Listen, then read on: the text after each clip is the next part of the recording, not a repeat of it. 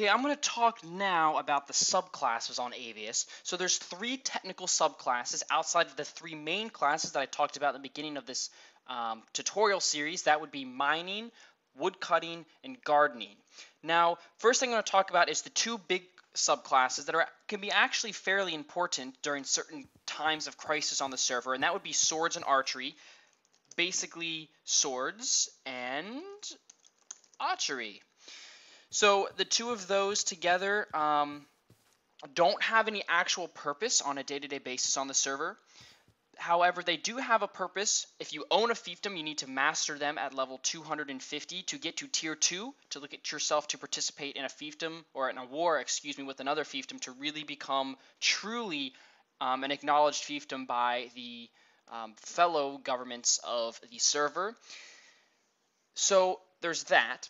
And then secondary, if you want to get to the rank Imperialist, which is 250 in all 6 classes, then as well you need to master that. But really what the main deal with swords and archery is when there is war on the server, the MCMMO abilities for swords and archery will be activated. So the higher you are, the more abilities you'll get access to, and the better you will be in a war battle. So somebody who has mastered the swords and archery classes, or just swords or just archery, is going to be much more valuable to a town than somebody who has less than, say, like 15 levels or something.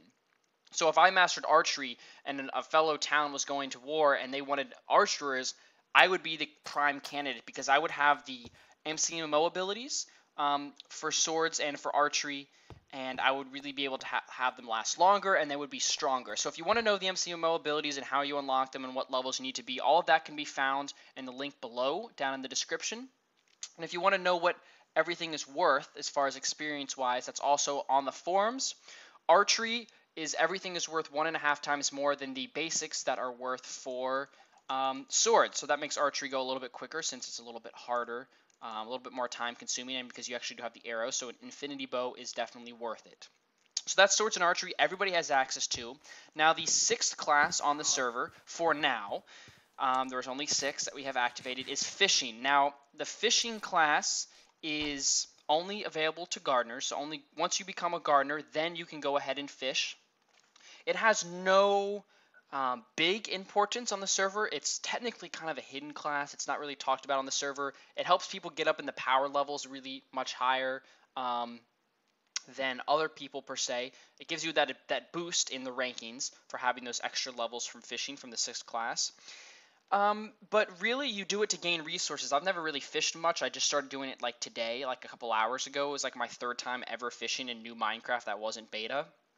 And it's really quite awesome. I got an efficiency 4, power 4, lure 2, bane of arthropods 4 enchantment book. I just got a name tag and I've been catching a whole bunch of fish. So they're still really useful. It's just a little time consuming. It's a slow process. Like you see, I still haven't caught absolutely anything. You really need to have lure on there to make it awesome. So you do earn experience for catching certain items. I noticed like I caught like a bowl and like rotten flesh randomly. I don't know if that's in default Minecraft or if that's MCMO that's put those in. But I got those and I got like XP as if I was caught a fish, like a lot of XP for getting the treasures. And then of course you just got the normal fish. Here comes a fish finally. Let's see if I can have any luck with this while I'm doing this live for you guys. And we just got a normal fish. But level 26 at the start, especially like 1 fish is 1 level to make it kind of fair because it's a slow process. So there's that. As far as what goes for fishing, there's the fisherman's diet, which works just like the gardener's diet MCMO ability. So once you get higher up, fish will restore more hunger.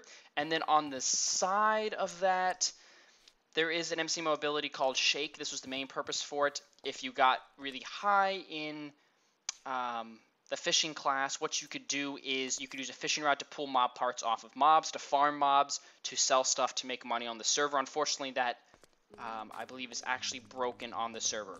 So that's it for the subclasses. Thank you guys so much for watching, and I will talk to you guys in the next episode.